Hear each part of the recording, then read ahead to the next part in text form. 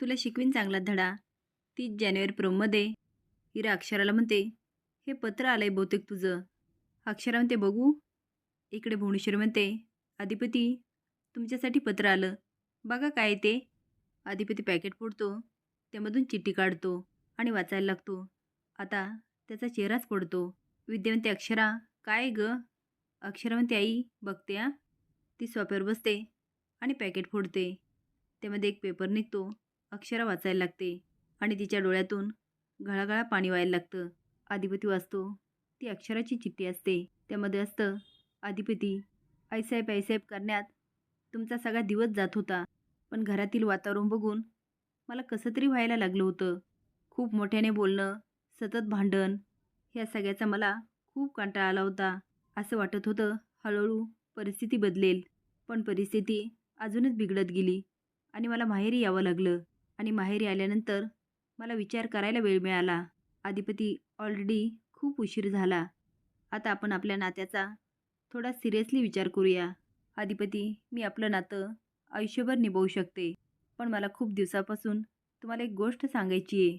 मी खूप टाळण्याचा प्रयत्न केला, पण आता ती सांगितल्याशिवाय मलाच राहत नाही. मी आता जास्त दिवस तुमच्याशी खोटं बोलू शकत नाही आणि स्वतःशी नाही. त्यामुळे ठरवलं आज तुम्हाला सांगून टाकावं. मी तुमच्याशी जमून घेईल, पण सासूशी नाही. मी सासूबरोबर त्या घरामध्ये राहू शकत नाही. खरं तर भुवनेश्वरी मॅडमला मी सासू मानतच नाही.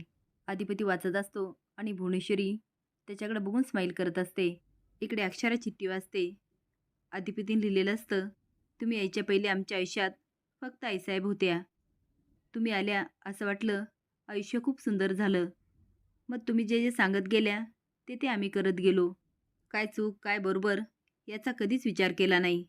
पण तुम्ही जेव्हा ह्या घरातून गेला तेव्हा सगळ्याची गोळाबेरीज केली आणि तेव्हा कळालं आपलं गणितच चुकलं. तुमच्याशी आम्ही घाईघाई लग्न केलं. असं वाटलं होतं तुम्ही चांगला संसार कराल, सुखाने नांदू. पण तसं काहीच झालं नाही. तुम्ही घराची शाळा करून ठेवली. जिथं तिथं तुमचं शिक्षण शिक्षण तुम्हाला शिक्षणाशिवाय दुसरं काही दिसतच नव्हतं. आणि मग कळालं तुमच्याशी लग्न केलं ती चूकच झाली. आता अक्षरा वाचत असते. तिच्या डोळ्यातून घळाघळा पाणी होतं. पण इराला मात्र खूप हसायला येत असतं. अक्षराची अवस्था बघून बाबा आणि विद्या खूप टेन्शनमध्ये येतात. विद्या म्हणते, अक्षू काय झालं? तू का रडतेस? अक्षरा म्हणते, आई आता सगळंच संपलं. इकडे भुवनेश्वरी खुश असते तर इकडे इरा. पण बिचारे अधिपती आणि अक्षरा विचारात पडतात. तुम्हाला काय वाटतं? या दोन्ही बायकांचा खरंच जाळ करायला हवा का? हे कमेंट बॉक्समध्ये नक्की सांगा. नवीन अपडेट जाण्यासाठी लाईक आणि सबस्क्राईब करा. धन्यवाद.